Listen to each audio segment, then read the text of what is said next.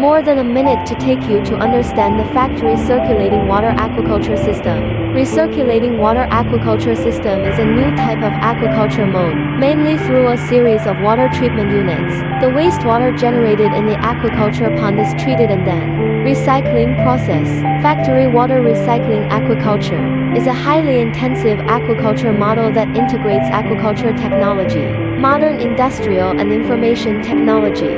It is a highly intensive aquaculture model that integrates aquaculture technology, modern industrial and information technology, through physical filtration of aquaculture water, biological filtration, sterilization and disinfection, degassing and oxygenation, etc.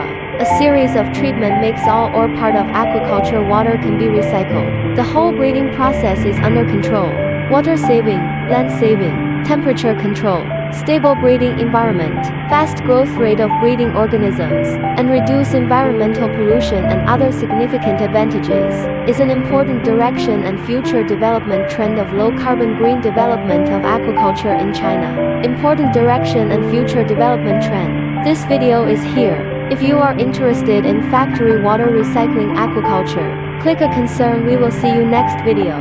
Translated with Deeple. Com free version.